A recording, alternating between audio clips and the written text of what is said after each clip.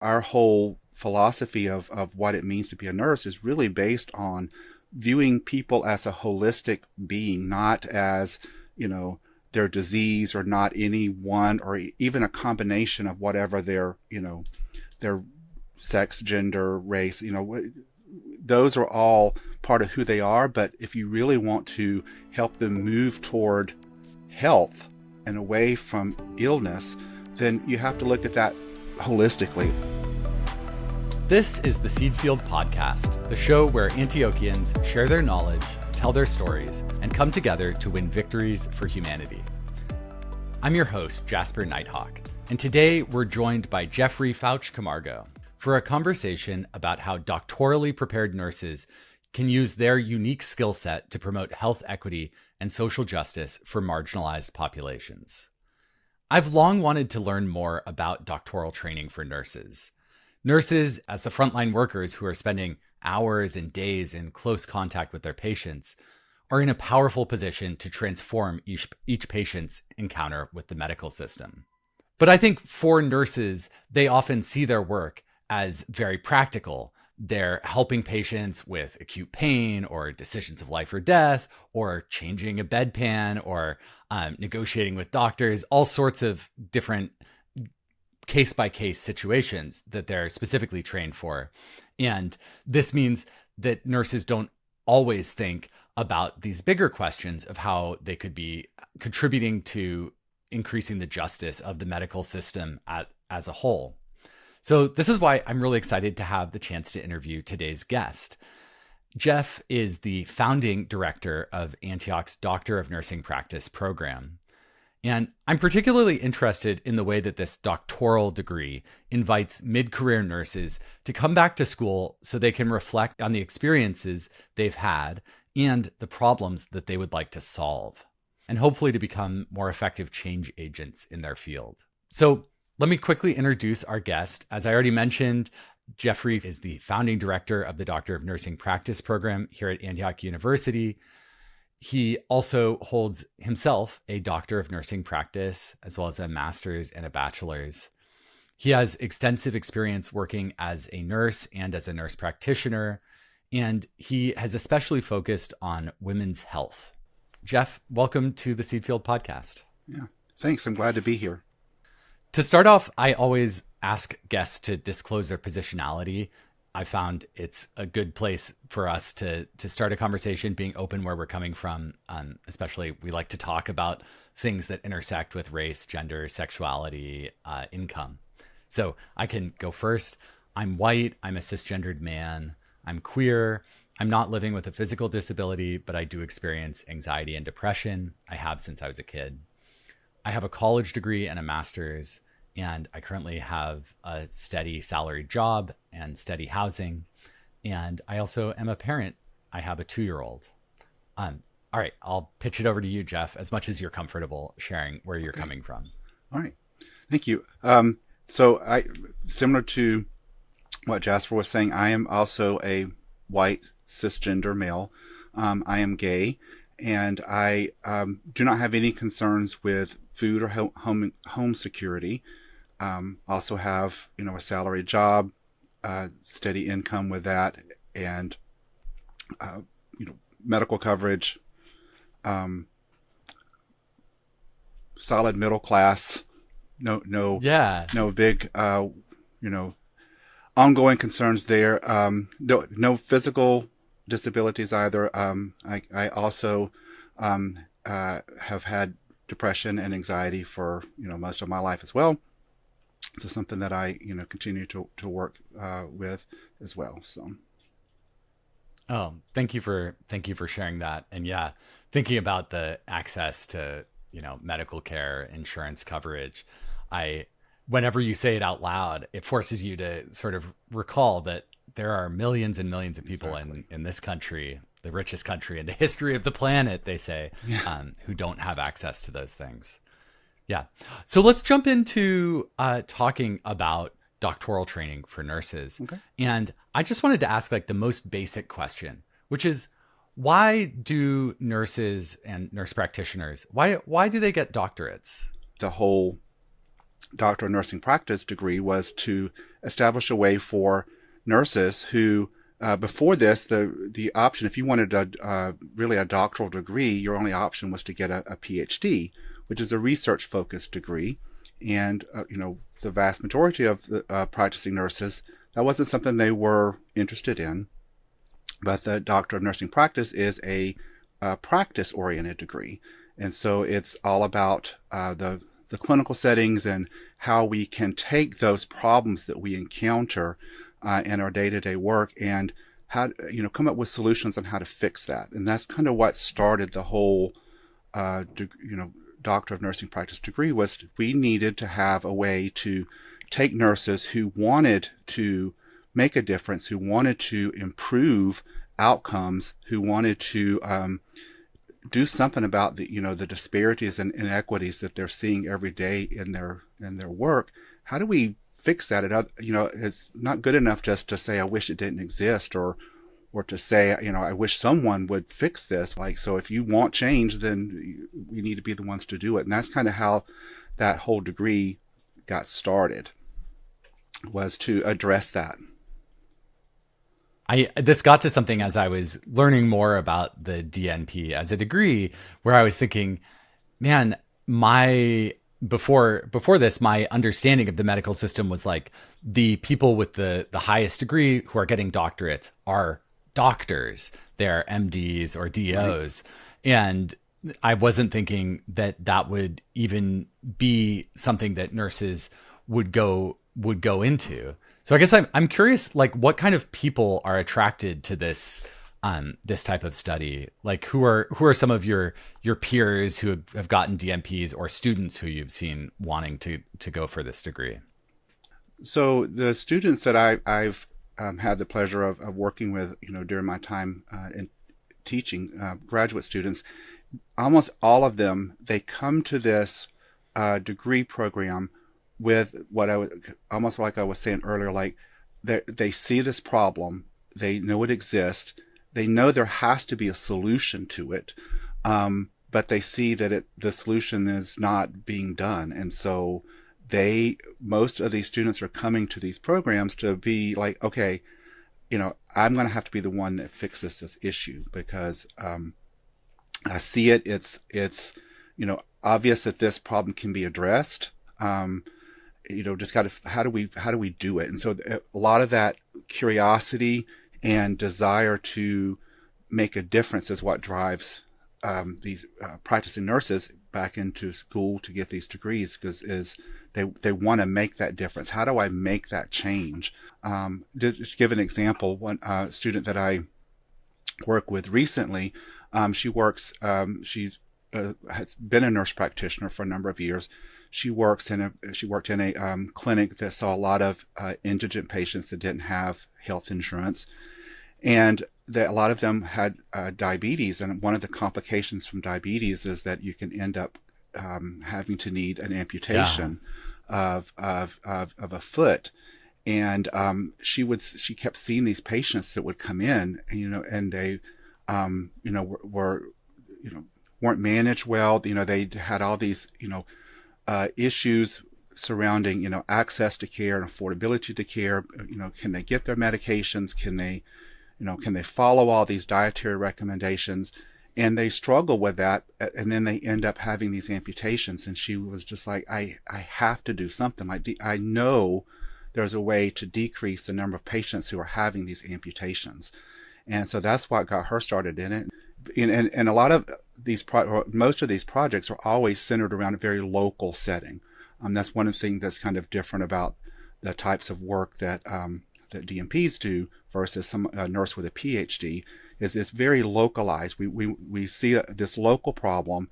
How do we address that? And so that's kind of what she did. She went through and figured out what were these barriers, and then how do we get rid of these barriers? And what she found was one of the key problems was, you would hand patients this booklet or whatever about, here's your diet that you should follow, but no one ever sat down with them and said, what on this list do you eat? What do you not eat? Like, are there alternatives that if you don't eat this, is there possibly an alternative? And that's what she found. A lot of them were like, I can't follow this diet. Like, my family doesn't eat these foods. Like, it's not the kind of foods that I buy. I don't have access to, fresh fruits and vegetables. Like, it's so her whole idea was to meet these patients where they are. Like, they're not going to be able to follow this diet. So what can they follow? What can they eat? What can we address? And having those very individualized conversations with patients. Yeah, thank you. Thank you for sharing that. And I mean, I have like several questions raised by just what you brought up there. But I think that brings up an interesting question of where we draw the edge of the medical system or of medical care. And, Right. For some people who are living unhoused, it can be only when you're having an acute crisis will you be Absolutely. picked up, brought at great expense to an emergency room, given emergency medicine, and then discharged back to where, and oftentimes we find that there's more effective, money wise and also outcome wise to be meeting people where they are, to have community health workers on the streets working with unhoused Right. populations, or perhaps even better, getting housing for those people. Exactly. Yeah, so it seems like it's kind of an invitation to think about health more holistically, or to like approach problems without the blinders of like, I have to get my nurse's station ready, I have to, see 10 patients in the next hour, but to like zoom out.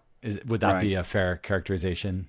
Absolutely. And that's actually kind of one of the um, things that make nursing kind of unique in that setting of particularly with nurse practitioners being primary providers, is they're coming to that role from a nursing perspective and nursing background.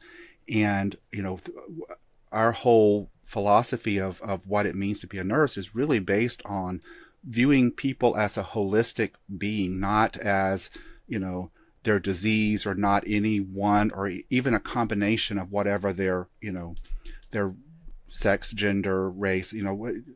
Those are all part of who they are. But if you really want to help them move toward health and away from illness, then you have to look at that holistically. Like, where you have Hmm. to take into account their their mental health. You got to take into account all those social determinants of, like, where they live, what's the environment where they at. Do they have, yeah, it sounds great to say, come in and get your blood pressure checked, once a month. Well, I can they That could afford the be, bus? yeah, if What you live, does or the maybe bus you're even not come to where they served. live? Like, Yeah. they may not have any. That may not be an option for them. Can you give me like the elevator pitch for what makes nursing different from medicine as a discipline?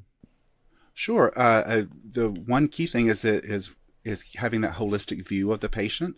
Um, and one of the theoretical backgrounds of what we base nursing on is looking at what we call human response patterns. Like, we're interested in how people respond to changes in their health, in their environment. Is that response, helping move them toward wellness, or is that response keeping them over toward that illness Hmm. side?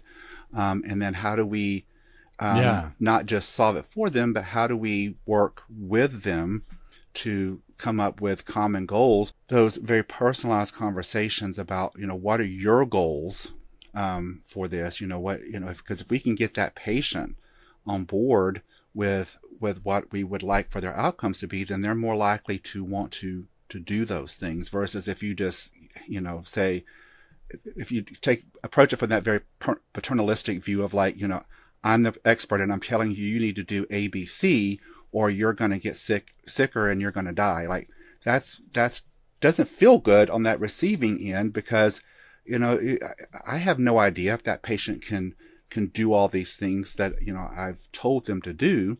So asking them and having those conversations. Oh, I know exactly what you mean. So I wanted to ask you, why did you get a doctorate, Jeff?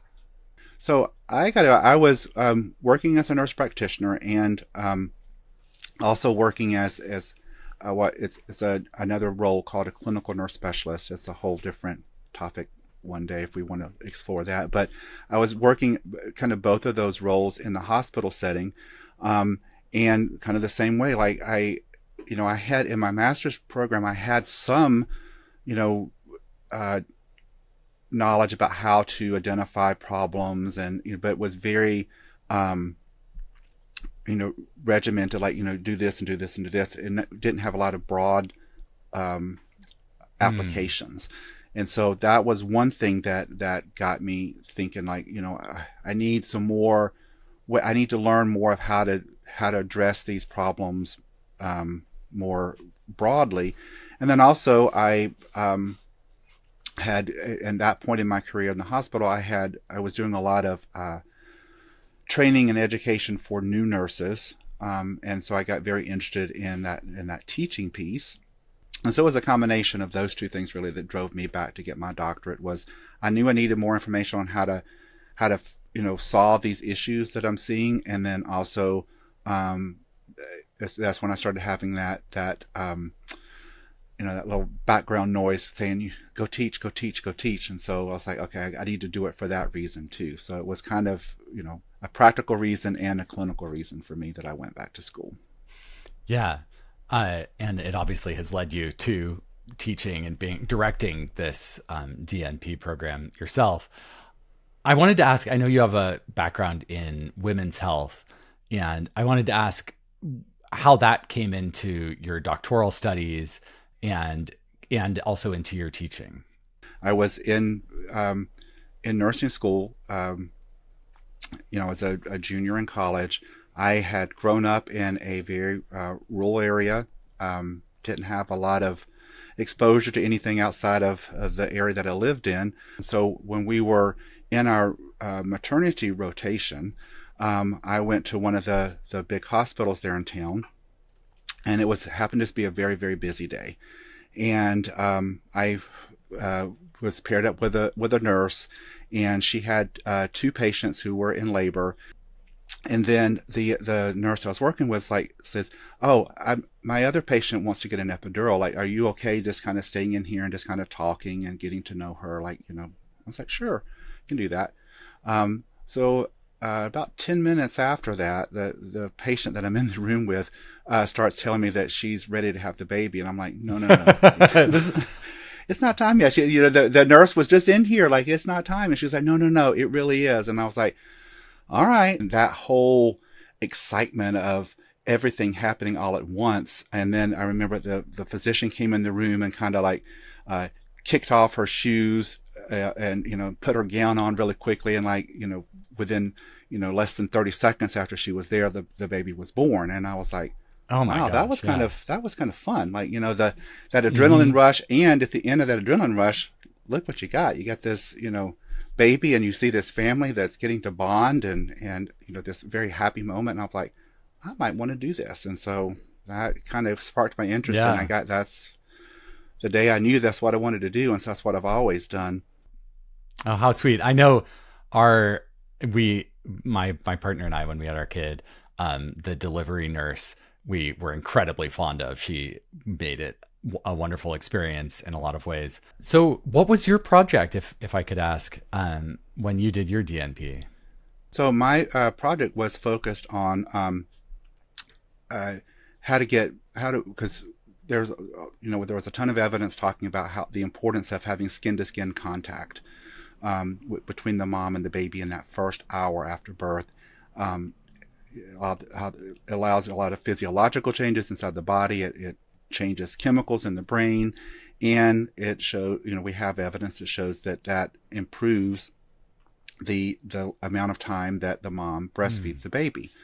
And so we had worked very hard on that at the hospital I was at, but only for people who were having a vaginal delivery. If they were having a caesarean delivery, it was completely, the birthing part was kind of, way secondary. This was a surgical procedure. You got to follow all the rules of surgery.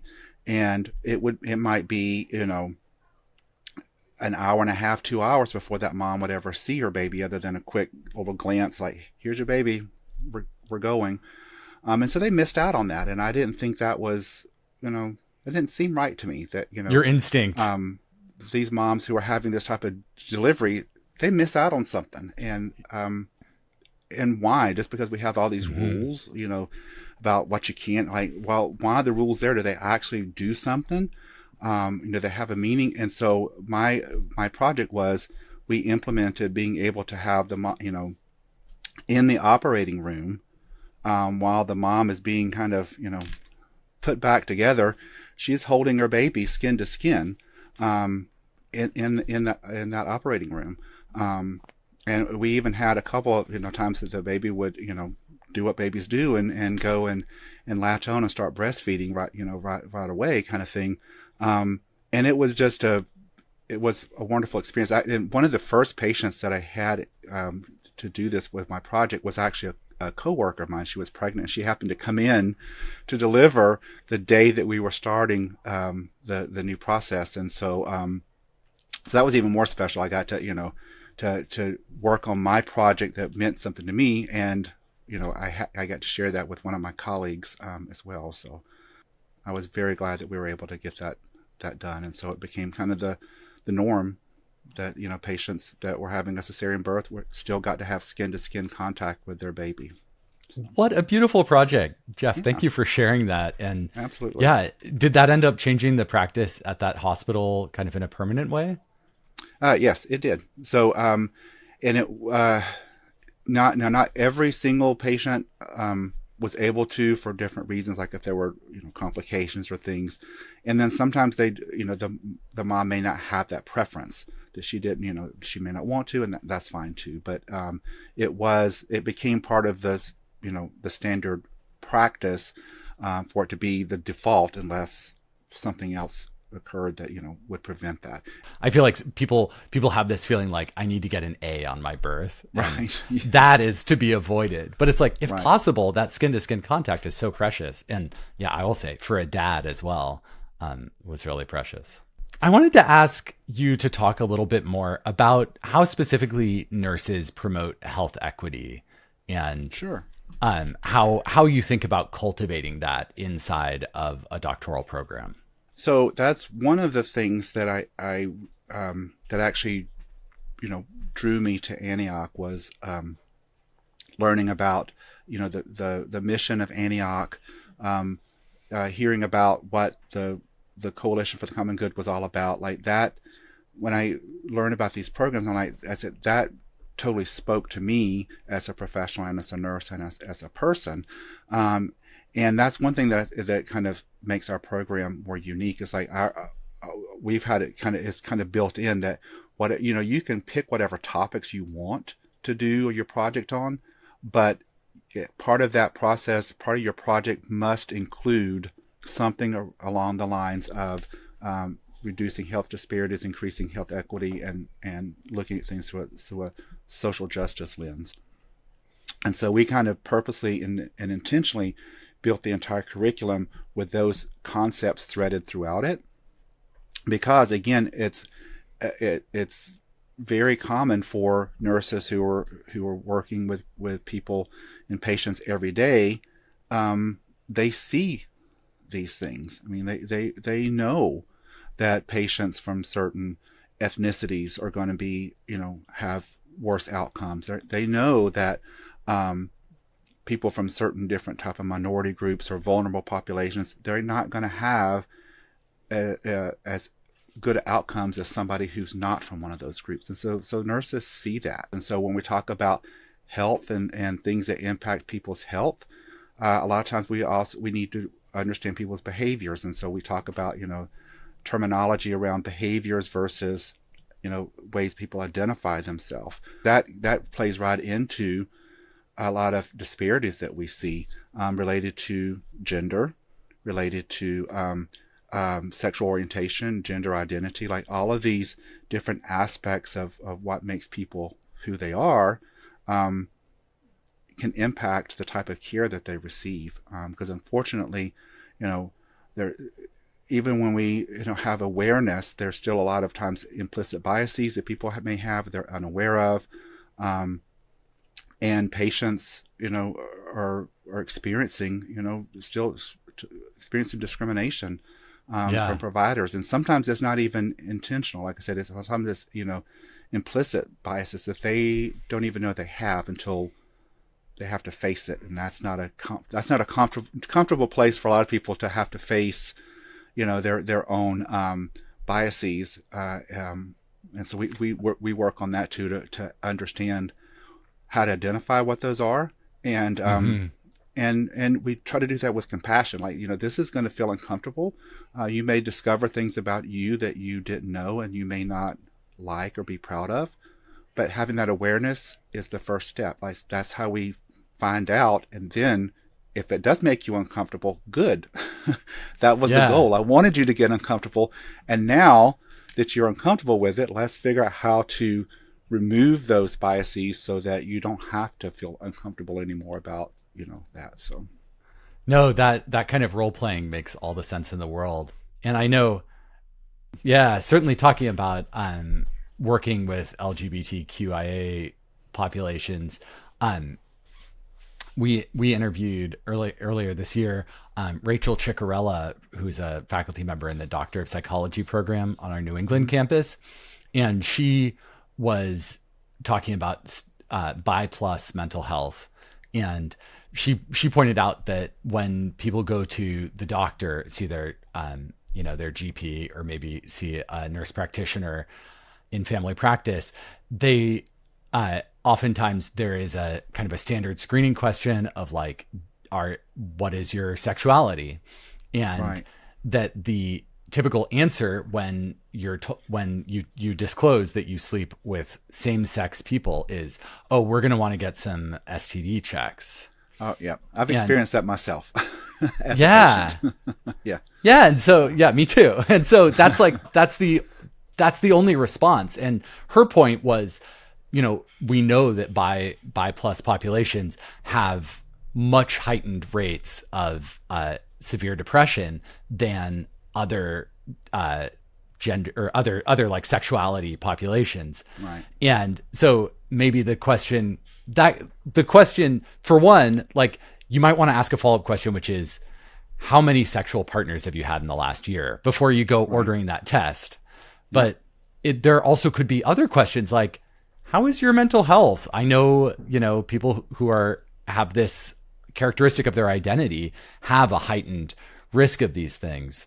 But I think if that's not on your radar, I mean, and me as a non-health professional, I'm learning about these things. It's like, oh, I do wish that my doctor would ask questions like that, rather than just being like, all right, we're gonna run some checks for STDs.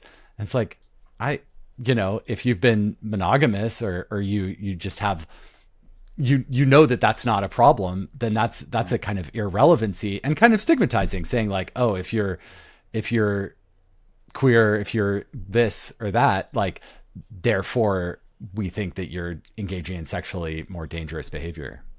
Right. And it's really interesting too. You mentioned, you said a word that I actually that has some personal issues with me, and then also a case study that I work on, and that's, you said something about, are you monogamous? And so one of the things that one of the case studies that we work on is, again, not making assumptions that mutual monogamous relationships are the only safe option. That's one of the case studies we work on, is to understand that, instead of asking somebody, or using the term, mutually monogamous, like, you can approach it from a better standpoint and understand that people come from different points in their life, and they may be in relationship configurations that you may not understand, and you're not involved in it, so you don't know what the rules are, but not making those assumptions can make a big difference, because if, as someone finds out that that you're not monogamous, that it becomes that same thing of like, oh, well, you must be promiscuous, and so we need to do all this stuff. And I'm like, no. And because I mentioned kind Yeah. of a personal thing, that's, I'm in a quote a polyamorous relationship. It's a closed triad where but it's the three of us have that same type of trust and relationship status of, that there's, exclusivity between that. So it's there. there's no different. Like it doesn't Yeah. put any of us at more risk than anybody that's in a monogamous relationship. Thank you for disclosing that about Yeah, your own story. And it's always, I think, powerful to talk about how these things intersect with our own lives rather than just in right. the abstract. I wanted to turn and talk about the Antioch program in particular. So you're accepting your first cohort of students in January, and I was wondering if you could talk a little bit about some of the other choices that you've made or places where you've emphasized uh, one thing or another as you've been designing and thinking about welcoming your first cohort of students. Okay, sure. Um, so outside of what I was saying earlier with really trying to honor that the mission of what Antioch stands for, as far as disparities and equity, and looking at things with that social justice lens. We also we have classes about leadership and what does that mean to be a leader. Because a lot of people come to that class thinking, well, I don't need this class because I'm not a nurse manager. I'm not going to be, the administrator. And we're like, well, there's a difference between managers and leaders. Let's talk about that first, and what it means to be a leader, and remind them that they've probably been leaders multiple times in their career. They just didn't have that label. A lot of our classes are geared toward working on those skills, working on leadership skills. And then we also want all of our graduates to graduate, not just be leaders, but we want them to be advocates. We teach them how to interact with policymakers. How do you have that conversation with, a city council member? How do you have a conversation with your senator? Like, we want them to be able to do that too, because that's part of how you make change, is figuring out who are the people who have the power to make the changes. How do you engage with them and get them to see what I see? So we want our nurses, our graduates, to be able to do that too. Is a big part of our program. Is if we want you to be a leader, and being a leader also means being an advocate and understanding all the things that impact healthcare, because it's not just one little piece. We got to look at all these pieces to make a difference. And so a lot of our classes will focus on that as well. So, Oh, that is such a great list, Jeff. I love yeah. hearing about all of these different ways where, like, in the way I was hearing it, is that somebody would come into your program thinking, I know that I want to make a bigger difference, make a bigger impact. And you're giving them these different tools and approaches and strategies to be able to sort of isolate a problem, conduct research around it, and advocate for its implementation in ways that are maybe more likely to be effective than kind of an Right. ad hoc taking your best guess. So we're almost out of time, but I wanted to ask as a last question, what are you most looking forward to when you welcome your first cohort of students in January? We're going to have students from all over the country, and that's going to be a new thing for me. I have not, I've worked in different areas. Currently I'm in New England. I'm in Connecticut, and I've lived in the South most of my life. So I've been in a couple different areas, but like the students are always from there, and so this is going to be a new experience for me, having students all over the country in different time zones, living in different settings all over. And I'm kind of looking forward to that, because I think that's going to, give me new skills and new things that I can learn about, from just, how to operationalize that, but also have that rich variety of experiences, from students. That's one thing I'm definitely looking forward to, is having that, having this, cohort of students who are going to be kind of all over the country. I think that's going to be new for me, and I'm excited about it. That's so cool. I hadn't thought about just what a variety of perspectives and settings and experiences you're going to have in there. Right. Yeah, because the problems that we have here in Connecticut are not the same problems they're going to have in somebody who's living in rural Mississippi versus somebody who lives in a very isolated part of New Mexico, for example. So there's going to be differences there too. So that's going to be fun. I think it's great for the students too, because they're going to hear about these different problems from all these different geographic regions, and they'll get to see the similarities, because I'm sure there will be some, and then they'll see some of those unique flavors based upon where their classmates are from. So yeah, looking forward to it. That's great. Well, it's been such a pleasure talking with you today, Jeff. And you as well. Yeah, thank you.